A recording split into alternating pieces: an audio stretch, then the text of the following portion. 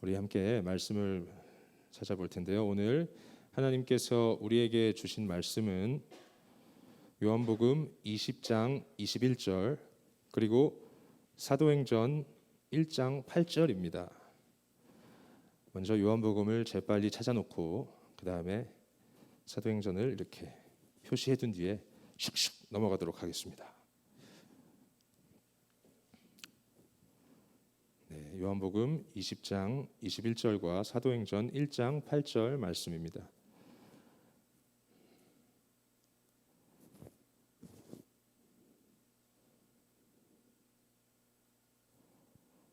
그러면 저희 찾으신 줄로 믿고 먼저 요한복음 20장 21절 말씀을 우리가 한 목소리로 함께 읽도록 하겠습니다. 예수께서 또 이르시되 너희에게 평강이 있을지어다. 아버지께서 나를 보내신 것 같이 나도 너희를 보내노라. 자, 다음은 사도행전 1장 8절입니다.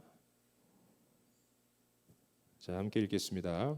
오직 성령이 너희에게 임하시면 너희가 권능을 받고 예루살렘과 온 유대와 사마리아와 땅 끝까지 이르러 내 증인이 되리라 하시니라.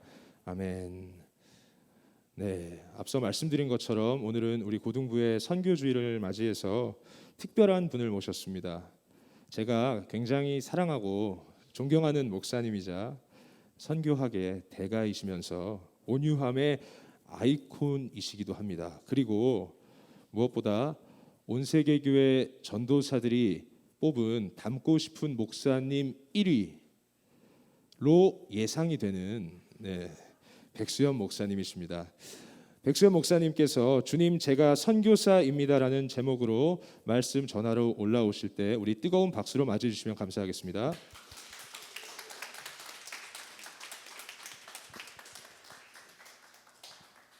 예, 반갑습니다. 어제 우리 송전도사님이 오늘 설교로 나올 때 어떻게 소개해드릴까요? 했더니 그냥 알아서 하라고, 다만 제대로 소개 안 하면 안 나올 거라고 했는데 별로 마음이 조금 상했어요. 뭐 닮고 싶을 예상? 그게 당연한 거 아닌가. 어쨌든 그래요. 예, 반갑습니다. 백수연 전도사님 목사입니다. 헷갈리네. 당황했어요. 제가 2003년에 처음 중등부 전도사로 시작을 했었던 것 같고 인천에서 2005년에 고등부 전도사를 했던 것 같아요. 올해가 2021년이니까는 한 고등부 앞에서 한 16년 만에 설교를 하는 것 같아요. 저랑 문화가 많이 다른 분들 앞에서 어떤 말씀 나눌까. 오늘 특별히 선교주일이라고 해가지고 선교에 대해서 이야기해달라고 해서 오늘 준비를 했습니다. 사실 제가 단기 선교는 한 5번 정도 가봤지 선교 현장은 잘 모릅니다. 그냥 뭐 2주, 뭐 3주 정도 왔다 갔다 한 5번 정도 한 게 달아서 선교의 현장은 잘은 모르지만은 제가 선교학을 또 전공을 했어요. 그래서 제가 학문적으로는 웬만한 선교사님들보다 학문적으로는 조금 아는 것 같아가지고 오늘 선교가 무엇인가를 이론적으로 좀 알려드리고 같이 기도하는 시간을 가지려고 합니다. 자, 선교가 무엇일까요? 오늘이 선교주일인데 선교가 무엇일까요? 보통 생각하기를 다른 나라 가서 복음을 전하는 것으로 생각을 하지요. 해외에 나가서 이제 우리 교회를 세우고 하나님의 사랑을 전하는 것을 선교라고 하는데 맞는데 그것만은 아니에요. 그것은 아주 좁은 의미의 선교이고 오늘은 선교학적으로 정말 선교가 무엇인가, 넓은 의미의 선교가 무엇인가를 좀 같이 나누려고 합니다. 자, 선교가 무엇인가? 안 넘어가네요? 껐나요? 네, 죄송해요. 다시 한번. 밑에 끄는 이게 끄는 거고 죄송해요. 제가 우리 고등부 오랜만에 와서 긴장했어요. 자, 다시 넘겨주면은 이게 안 넘어가네. 이쪽 보고 해야 되나? 자, 아이고야. 안 넘어가요. 네, 테스트. 제가 넘긴 거죠? 잘 안 되니까는 뒤에서 보시고 제가 넘어가나요? 제가 넘긴 건가요? 제가 이러면은 넘겨주시면 돼요. 예. 자, 선교가 무엇인가 초록창에서 검색을 해봤어요. 검색했더니 이렇게 나와요. 짠. 뒤로 앞으로 넘기셨어요. 자, 선교 무엇인가 보니까는 종교를 선전하여 널리 켬이라고 나옵니다. 제가 넘겼죠? 자, 선교가 종교를 선전하여 널리 폈다라고 이야기해요. 한마디로 기독교를 전파하는 것이 선교다라고 할 수 있겠지요. 별로 마음에 안 들어요. 이 선교의 정의가 네이버 초록창에서 말하는 선교의 정의가 그렇게 마음에 들지는 않은 것 같아요. 그래서 제가 한번 생각해봤어요. 제가 그래도 선교를 전공으로 해서 선교를 좀 이렇게 정의했으면 좋겠다라고 생각한 게 선교는 하나님의 꿈, 하나님의 소원을 선교라고 말할 수 있을 것 같아요. 자, 선교가 뭐라고요? 하나님의 꿈, 하나님의 소원이 선교다. 그럼 하나님의 꿈이 뭔데? 하나님의 소원이 뭘까요? 좀 구체적으로 말하면 이런 거. 자, 하나님이 통치하지 않는 곳에 하나님이 통치하게 만드시는 게 선교예요. 하나님의 주권이 없는 것, 하나님이 주인이 되지 않은 곳에 하나님의 주인이 되게 하는 것. 자, 우리 옆에 분들 한번 쳐다봐요. 보면 어때? 짜증이 나잖아. 그건 아니야. 역시 우리 고등부 조금 다르구나. 그런데 어떤 분은 짜증이 날 수가 있어. 그러면은 짜증은 하나님의 주인 되심과 관련이 있을까요? 하나님이 다스리는 마음이 짜증이 날까요? 아니잖아요. 그렇다라면은 내 마음이 섬겨진 거야. 막 화가 나. 괜히 기분 나빠. 아침에 일어났는데 엄마가 막 깨워. 일어나기 싫은데 깨워. 막 짜증나. 어머니한테 화내고 오늘 교회 오신 분 있나요 혹시? 역시 고등부. 우리 송전선이 워낙 잘해가지고 만약에 그런 사람이 있다라면은 그런 화나는 감정은 내 마음을 하나님이 다스리는 게 아니잖아요. 그런 곳을 하나님이 다스리는 내 마음으로 바꾸는 게 선교다. 그것이 하나님의 꿈이고 하나님의 소원이다. 그렇게 말할 수 있을 것 같아요. 자, 하나님을 예배하지 않는 곳을 하나님을 예배하는 마음으로 바꾸는 것, 그게 선교라고 말할 수 있습니다. 예수 그리스도를 믿지 않는 것을 예수 그리스도 믿는 곳으로, 그 사람이든지 어떤 장소든지 어떤 것이든 상관없이 이렇게 하나님이 주인 되어주는, 주인 되지 않는 곳을 주인 되시게 만드는 모든 것을 선교라고 선교학적으로 말할 수 있을 것 같아요. 이런 게 선교예요. 해외에 나가서 복음 전하는 거는 선교의 아주 좁은 의미의 선교, 넓은 의미로는 이런 모든 것이 선교다라고 말할 수 있을 것 같아요. 자, 그러면은 성경에 선교라는 단어가 몇 번 나올까? 자, 믿음이라는 단어는 신약 성경에 몇 번 나올까요? 200번. 역시 이자로 시작돼요. 믿음이라는 단어는 245번 신약 성경에 나온다고 해요. 제가 찾아본 건 아니에요. 어느 책에서 본 거예요. 자, 구원이라는 단어는 218번. 사랑이라는 단어는 몇 번 정도 나올까요? 306번. 한 100번 차이만 비슷한 거예요. 죽음이라는 단어는 신구약 합쳐서 이 정도 370번 정도 나온다고 해요. 선교라는 단어 몇 번 나올까요? 그러면 역시 선교가 정말 지금 우리 선교주일 있잖아. 제가 나와서 선교를 강조하고 있잖아. 몇 번 나올까요? 선교라는 단어는 성경에 없어요. 어떻게 알았어? 누구셔요? 집사님이시구나. 반말했는데. 그래요.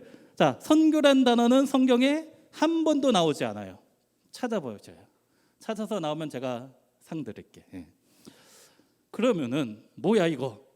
별로 중요하지 않은 거 아니야? 성경에 한 번도 안 나오는 이 단어 선교가 별로 중요하지 않은 것 같네? 그러면 못하러 선교주일 지키나? 라고 생각을 할 수 있을 것도 같아요. 근데 제가 이야기했죠. 선교는 하나님의 꿈이고 하나님의 소원, 하나님이 간절히 바라시는 게 선교인데 왜 성경에 한 번도 안 나올까요? 그 이유는 이 선교라는 의미가 너무 크기 때문에 그래서 성경에 표현을 할 수 없을 거다. 한마디로 정의할 수 없다. 선교라고 저는 생각해요. 성경에 나오는 모든 것을 선교예요. 모든 것이. 창세기부터 요한계시록까지 모든 내용이 하나님의 선교 이야기입니다. 그래서 이런 책이 있어요. 성경에 나타난 하나님의 선교라는 책이에요. 제가 나온 학교 교수님 아서글라서라는 교수님인데, 이분을 이제 성경을 전체적으로 창세기부터 요한계시록까지 살펴보면서 선교에 대한 이야기를 다 한 거예요. 자, 성경을 보면요, 창세기부터 끝까지 모든 내용을 예수님의 십자가 사건으로 해석을 할 수가 있어요. 창세기에 나오는 예수님의 십자가 사건, 출애굽기에 나오는 십자가, 레위기 워낙 많죠.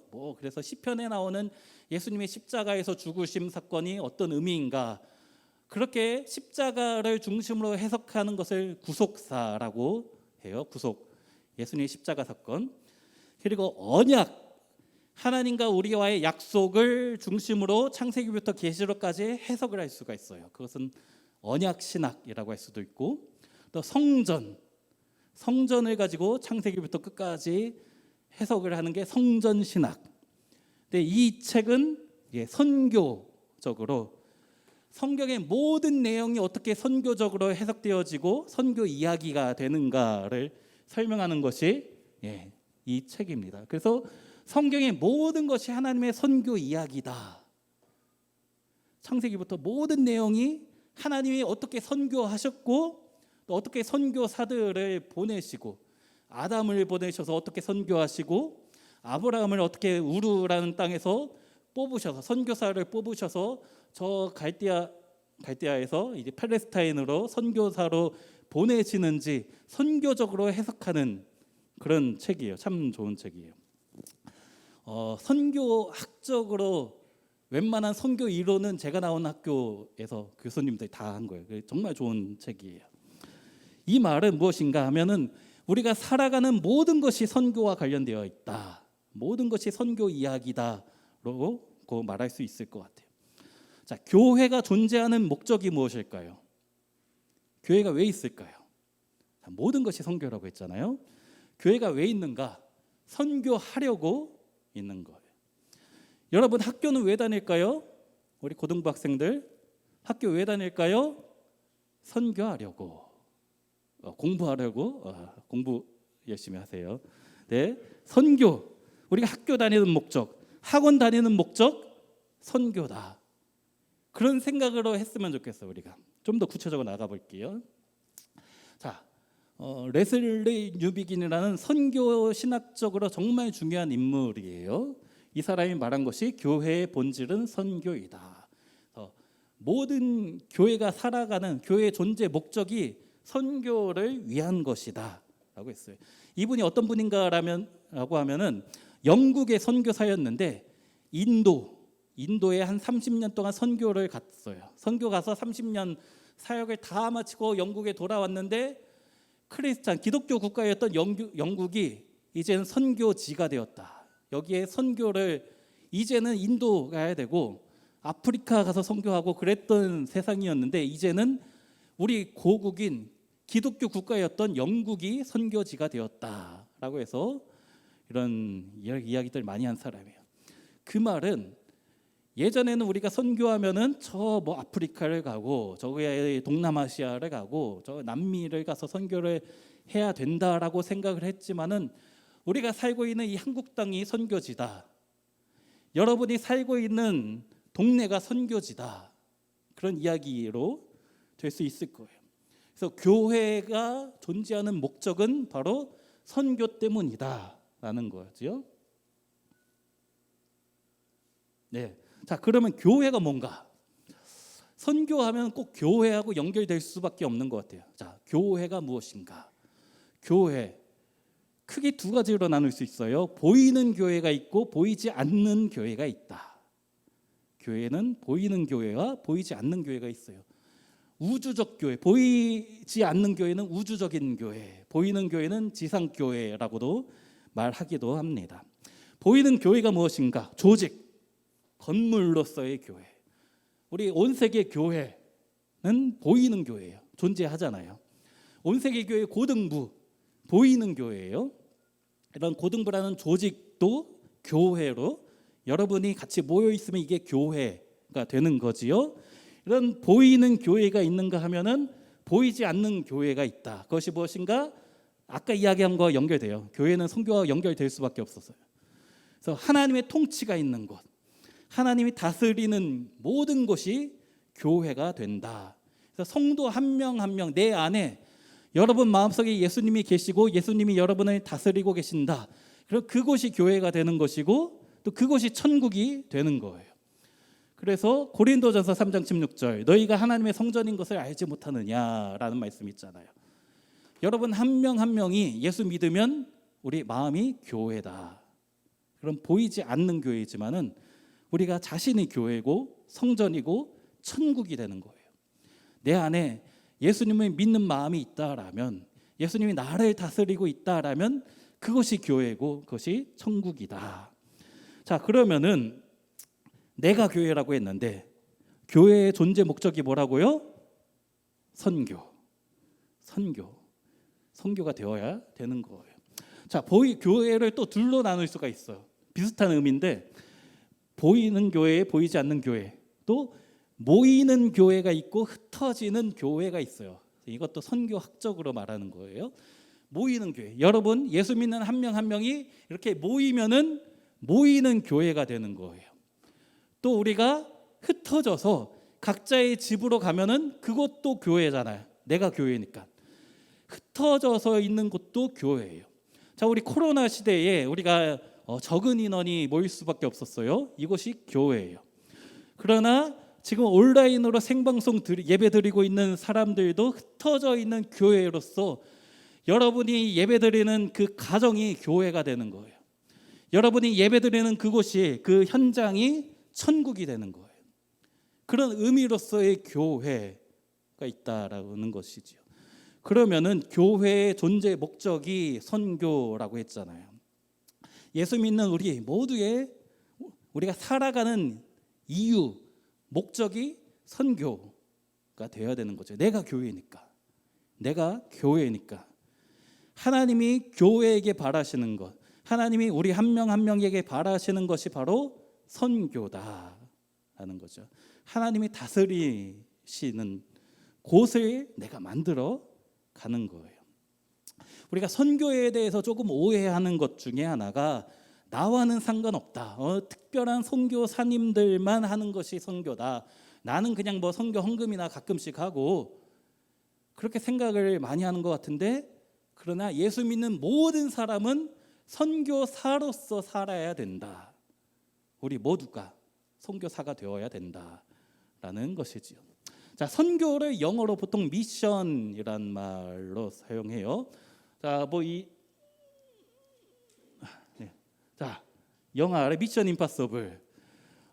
저희 백수연 목사님만큼 잘생긴 탐 크루즈, 내 이야기 할까 말까 하다가 했는데 안 하는 게 날 뻔했어요. 어쨌든 탐 크루즈가 미션 임파서블, 불가능한 미션, 불가능한 임무, 사명 그런 뜻이잖아요. 자, 미션이 뭐예요? 미션, 임무, 사명 그런 거잖아. 임파서블, 불가능하다. 그만큼 어렵다. 미션이란 말이 바로 선교와 같은 이제 어원이지요. 근데 이 미션이란 말이 어디서 나왔는가를 보면요, 이 라틴어 미토라는 단어에서 미션이 나왔어요. 자, 미토가 뭔가? 보내다에서 선교가 나온 거예요. 하나님이 우리를 보내시는 게 선교예요. 하나님이 나를 어딘가로 보내시는 게 선교다. 그래서 하나님이 우리를 보내시는 모든 것이 선교가 되는 거예요. 자, 요한복음 20장 21절 우리 아까 읽었던 말씀 같이 한 번 더 읽어볼게요. 시작. 예수께서 또 이르시되 너희에게 평강이 있을지어다. 아버지께서 나를 보내신 것 같이 나도 너희를 보내노라. 여기 보내다라는 단어가 사실은 선교적인 의미, 미토, 보내다. 그래서 성경에 선교라는 단어 자체는 없지만은 성경을 처음부터 끝까지 다 살펴보면은 하나님 보내시는 내용들이 정말 많이 나와요. 많은 믿음의 사람들, 아브라함을 보내시고 요셉을 애굽이란 곳에 선교사로 보내시고 요나를 보내시고 모세를 또 선교사로 보내시고 이런 선교에 대한 이야기들, 그것이 하나님이 우리를 보내시는 모든 것이 선교라고 말할 수 있는 것이지요. 그래서 우리도 보냄 받은 곳에서 선교사답게 예수 믿는 사람답게 사는 것이 선교입니다. 그러면 하나님이 우리를 보내시는 곳이 어딜까요? 하나님이 우리 고등부 친구들을 보내시는 그곳이 어딜까요? 사도행전 1장 8절 우리 한 번 더 읽어볼게요. 예, 같이 읽을게요. 오직 성령이 너희에게 임하시면 너희가 권능을 받고 예루살렘과 온 유대와 사마리아와 땅 끝까지 이르러 내 증인이 되리라 하시니라. 자, 예루살렘, 유대, 사마리아 땅 끝, 여기가 어딜까? 지도를 가지고 와봤어요. 예루살렘은 여기예요. 여기 보이는 예루살렘이 작은 도시, 유대는 좀 넓은 곳, 예루살렘을 주위에 있는 유대 땅, 사마리아는 저 위쪽까지, 그 땅 끝은 다 포함되는 거죠. 자, 우리 인천에 우리 온세계 교회에 예루살렘이 어딜까? 우리 교회로 따지면은 이 동네가 예루살렘인 거죠. 유대는 인천 전체가 유대 땅이 될 수가 있겠고, 또 우리의 사마리아는 남한 땅 전체, 땅 끝이 이제 해외까지 포함되는 것이 예루살렘, 유대, 사마리아 땅 끝 정도 될 것 같아요. 선교학에서 보는 이제 그런데 미션으로 M0, M1, M2, M3, M은 미션의 약자예요. 자, 예루살렘이 어딘가? 교회 내가 우리 교회가 예루살렘이다. 유대는 우리 같은 문화권을 가진 것이 유대 땅. 사마리아는 좀 비슷한 문화지만 다른 거. 타문화 전혀 다른 데가 땅 끝이다. 쉽게 이야기해서 제가 여러분하고 이제 앞에서 설교를 하고 있잖아요. 저와 여러분은 같은 문화일까요? 비슷한 문화인데 같은 문화는 아닌 것 같아요. 생각하는 게 조금 다른 것 같아요. 전혀 다른 세계를 살아가는 것처럼 느낄. 저희 아들이 이제 중학생인데 가끔 보면은 얘는 나랑 생각하는 게 전혀 다르네라고 생각돼요. 같은 한국 문화에 살고 있는데 같은 집에서 살고 있는 우리 아들과 저는 다른 문화를 살고 있어요. 말하는 거, 생각하는 거, 행동하는 게 전혀 달라요. 그래서 저와 아들은 동질 문화, 같은 문화인데 약간 다른 거. 저와 우리 고등부 친구들은 아마 유사 문화 정도 될 것 같아요. 한국어를 쓰고 있어서 근데 뭔가 생각하는 게 달라. 이런 것들. 타 문화는 아예 다른 나라 정도가 될 것 같죠. 그러면은 이게 선교학적으로 이러는데 여러분이 하나님께서 여러분을 보내시는 선교지는 어디일까? 생각해봤어요. 나의 선교지는 어딘가? 자, M0, 예루살렘, 유대, 사마리아, 땅끝 이런 곳곳이 있는데 여러분들에게 선교지는 어딜까? 자, 여러분에게 예루살렘은 우리 자신, 우리 가정, 우리 집이 예루살렘이라는 선교지가 되는 거예요. 여러분에게. 유대, 우리 교회가 여러분의 또 다른 선교지가 될 수 있어요. 예배하고 있지만 예배 드리고 있지만 예배를 제대로 안 드리고 있는 사람이 있다. 혹시 그런 문화가 조금이라도 있다. 그러면 옆에 있는 사람들, 여러분들에게 이곳은 선교지가 되는 거예요. 주님의 다스리심이 있게 만들어야 되는 선교지로서의 그런 삶을 살아야 되는 것이죠. 사마리아, 같은 한국이란 문화권 안에 있지만 여러분의 있는 학교, 학원 친구들, 교회 안 다니는 친구들 있잖아요. 그것은 같은 한국말을 쓰고 있지만 다른 문화권에 살고 있어. 우리는 신앙이란 문화를 가지고 살고 있는데 그러지 않은 친구들이 많이 있잖아요. 그것은 여러분들에게 선교지예요. 같은 문화이지만 전혀 또 한편으로는 전혀 다른 세계관으로 살고 있는 그곳이 선교지다. 땅끝은 다른 나라의 선교사로 직접 가는 거. 자, 어느 것이 중요할까요? 어느 선교지가 제일 중요할까요? 다 중요해요. 다 중요한 거예요. 이 모든 것이 여러분에게 저와 여러분의 선교지가 되는 것이. 여러분 예수님 잘 믿고 있나요? 잘 믿으셔요? 예수 믿고 행복한가요? 그러면 선교사로서 잘 살고 있는 거야. 내 마음에 예수님이 정말 주인 되어 주시고 예수님이 나를 다스리고 있다. 선교사로서 정말 하나님께서 보내주신 내 마음밭에 선교사로서 잘 살고 있는 거예요. 그러나 만약에 그렇지 않다라면 내가 예수 믿어도 때로 불평도 나오고 때로 원망도 나온다. 불평, 원망의 마음들은 하나님이 원하시는 마음이 아니잖아. 하나님이 다스리는 마음이 아니잖아. 그럼 그것을 다스려서 천국으로 만드는 게 여러분의 선교사로서의 사명인 거예요. 제가 고등학교 때 저는 아버지가 목사님이었어요. 태어나니까는 집이 개척교회 2층에 있었어. 조그만 너무 어렸을 때 기억 안 나는데 이 정도보다 작은 개척교회였던 것 같아요. 아버지가 목사님이었는데 태어나니까 당연히 교회에 빠질 수가 없었지. 집이 교회 안에 있었으니까 조그만 방 한 칸. 저는 아버지 목사님인 게 정말 싫었어. 이 목사님 자식 없죠. 이 목사님 자식들이 얼마나 또 상처도 많고 또 얼마나 또 말썽이 많은지 알 수가 없어요. 제가 고등학교 때 제 고등학교 친구의 말에 의하면 저의 모든 말이 욕으로 시작해서 욕으로 끝났대. 전혀 상상이 안 되죠. 그렇진 않아요. 그래서 저는 정말 고등학교 때 그랬어요. 왜냐면 또 이제 목사님 아들로서 상처가 너무 많았기 때문에 제가 이제 교회에서는 이게 막 못하니까 내가 또 아버지 체면이 있지. 내가 아버지 별로 목사인 거 정말 싫었지만 그래도 우리 아버지 체면이 있으니까 교회에서는 얌전한 척하지만 학교 가면 이제 맨날 싸우고 전혀 그렇게 안 보이죠.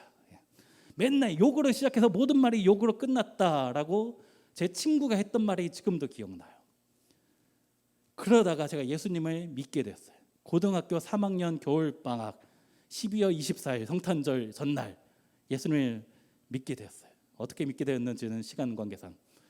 그리고 나서 이제 예수님이 처음 제 마음속에 예수님이 제 마음에 찾아오시고 정말 선교지 같던 정말 황폐했던 제 마음이 천국이 된 거예요. 그래서 이제 선교사로서 예수 믿는 사람답게 살게 되었던 것 같아요. 자, 이 이야기를 왜 하는가? 여러분 혹시 그런 분 없어요? 저도 고등학교 때 여러분처럼 이렇게 예배 잘 드렸거든. 물론 뒷자리에 앉았지만은 그래도 예배는 잘 드리는 척했거든. 아버지 또 보는 눈이 있어서. 하지만 나는 예배 자리에 앉아 있었지만은 전혀 나는 아버지 교회라는 것은 우리 아버지의 직장이었고 목사라는 거는 우리 아버지의 직업이었다. 그러고 살았어요. 저는 정말 싫었어. 하나님이란 분이 있는지 없는지는 몰랐지만은 만약에 있다라면 난 정말 그분 싫다. 그래서 그런 생각을 했었어요.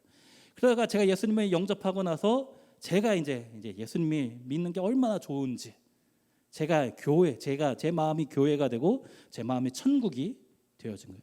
여러분들 중에 그런 저 같은 분이 있을 거라고 생각해요. 교회에서는 뭐 얌전한 척하지만 학교 가서 전혀 안 그런 사람들 분명히 있을 거예요. 그런 여러분들에게 바라는 것은 여러분이 정말 예수님 믿고 여러분 마음이 천국이 되었으면 좋겠어. 그런 여러분의 마음을 여러분이 정말 하나님께서 여러분 자신의 마음을 다스리라는 선교지로서 보내시는 목적이 있음을 생각하고 그렇게 살기를 좀 바랍니다.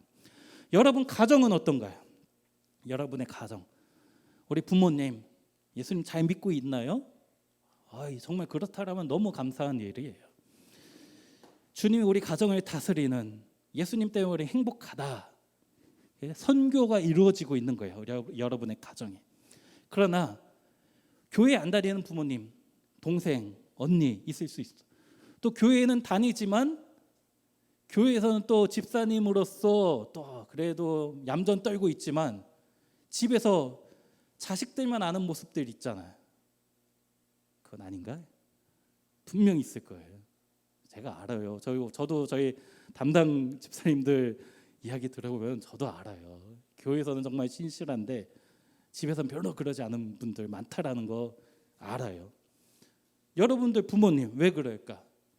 예수 믿는데 그렇지 않다라면 왜 그럴까요? 여러분 가정의 선교사가 되어서 그것이 정말 가정 천국으로 만들어야 되는 사명이 있다라는 거예요. 그게 선교하는 거예요.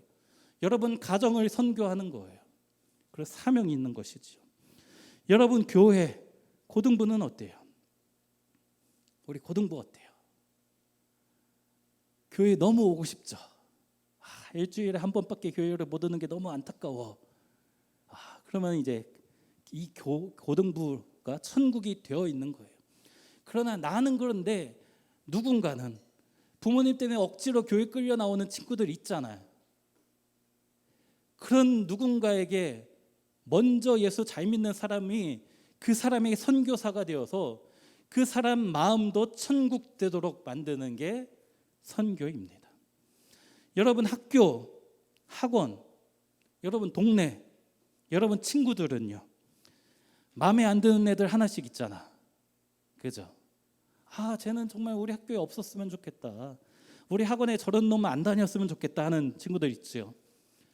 왜 꼭 내 주위엔 그런 애들이 있어요? 왜 그래요? 하나님이 여러분에게 맡겨주신 선교지예요. 그곳이. 그 친구들이. 그 사람들을 그런 나쁜 마음이다 할지라도 나를 하나님께서 그 친구들 옆에 두게 하신 목적이 선교라는 거예요. 내가 선교사니까, 내가 예수 믿는 사람이니까 그 학교의 마음이 예수님으로 가득 차도록, 그 학원이 예수님이 다스리는 곳 되도록 하는 것, 그게 선교입니다. 미션이고 미토, 하나님이 여러분을 그곳으로 보내는 것, 그것이 선교 사명입니다. 누군가는 땅끝으로 M3, M4로 가야 돼요.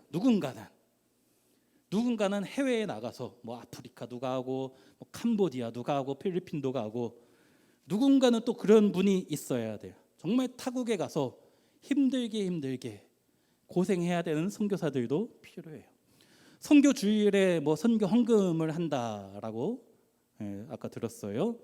선교 헌금도 많이 해서 이분들에게 많이 보냈으면 좋겠어요. 그래서 선교하는 M3 이런 땅끝도 중요한데, 그러나 M0, M1 우리 가정이 천국 되게 하는 거, 우리 학교가 천국 되게 하는 거, 그거부터 시작하는 거예요. 그거를 한 사람들이 이제 M4로 M3로 가는 거죠. 보통 M0에서 M1에서 선교사답게 안 사는 사람들이 그리스도인답게 살지도 않으면서 나는 M3로 가야 된다라고 하는, 가끔 그런 사람이 있어. 하나님 나를 선교사로 부르셨다. 근데 보면은 맨날 집에서 싸워. 안에서 새는 바가지 뭐 밖에서도 샌다. M0부터 여러분 마음부터 정말 예수님 다스리시는 천국으로 만들고, 여러분 가정이 천국 되게 하고, 그리고 나서 이제 M3, M4로 가는 거예요. 그래서 우리 모두가 다 선교사다. 누군가만 선교사가 아니라 예수 믿는 모든 사람이 선교사다. 그런 마음으로 좀 살았으면 좋겠어요. 주님, 제가 선교사입니다. 오늘 제목이 그래요. 나 말고 주님, 제 있잖아요. 제 선교사니까는 쟤를 저기 아프리카로 좀 보내셔요. 제가 선교사입니다. 쟤 좀 보내셔요 하지 말고, 제가 선교사입니다. 주님, 저를 내 마음이 천국 되는 내 마음의 선교사로, 우리 가정이 예수 믿고 행복해지는 우리 가정의 선교사로, 우리 교회 고등부의 선교사로, 우리 학교의 선교사로, 내 친구들, 친한 친구들 중에 예수 안 믿는 사람들 분명히 있는데 그들에게 내가 선교사로 나를 보내주시옵소서. 내가 그들에게 예수 믿는 행복이 무엇인지 전하며 살겠습니다. 그런 마음으로 좀 살았으면 좋겠어요. 자, 마지막 그림이에요. 자, 선교의 방법, 선교학적으로 방법이 두 가지 있어요. 구심적 선교가 있고 원심적 선교가 있어요. 무슨 말인가? 옆에 있는 건 구심적 선교고 밖에 있는 건 오른쪽은 원심적 선교. 구약 성경에는 보통 구심적 선교예요. 신약 성경 신약부터 이제 원심적으로 바뀌었어요. 뭔가 구심적 선교가 뭔가? 예수 믿는 내가 좋아. 그러니까 내 안에 와라. 하나님의 백성, 이스라엘 백성이 너무 좋다. 그러면은 니네 다른 나라도 이스라엘 백성으로 들어와라. 예수 믿고 얼마나 행복한지 이리 와라. 이게 구심적 선교예요. 원심적 선교는 내가 나가는 거예요. 구약 성경을 보면 보통 선교가 없다라고 생각해요. 많은 사람들이 신약부터 선교가 시작됐다라고 생각하는데 구약에도 많은 선교 이야기가 있다라고 했잖아요. 출애굽할 때 이스라엘 백성만 나간 게 아니고 이스라엘 백성들이 믿는 하나님이 너무 좋아서 이방 나라 사람들도 나도 니네와 같은 백성 되겠다라고 해서 이스라엘로 많이 들어왔어요. 이런 구식분적 선교. 우리는 어떻게 할까 이거를? 자, 예수 믿는 우리 마음이 너무 좋은 거야. 우리 친구들이 물어보겠지. 너는 왜 도저히 좋아할 만한 상황이 안 돼 항상 웃고 다니니? 너 집안에 별로 잘 살지도 못하고 네가 공부를 잘하지도 못하는데 뭐가 있어서 너는 그렇게 항상 행복하니? 그럴 때 구심적 선교를 하는 거야. 나는 예수 믿거든. 예수 믿으니까 이렇게 좋거든. 너도 나처럼 되라. 이 구심적 선교. 원십적 선교는 이제 밖으로 나가서 한 명 한 명 찾아가서 이런 전 선교하는 거. 어떤 게 중요할까요? 둘 다 중요해야지요. 이런 구심적 선교, 원십적 선교. 그래서 선교란 제가 아까 이야기했어요. 하나님의 꿈, 하나님의 소원이 선교다. 단순히 어디 나가서 해외에 가서 선교하는 것만이 선교는 아니고 하나님의 꿈, 그게 선교다. 내가 예수 믿고 너무 기쁜 거, 우리 가정이 예수 믿고 너무 행복한 거, 그렇게 선교하며 살고 그렇게 만들어야 되는 거예요.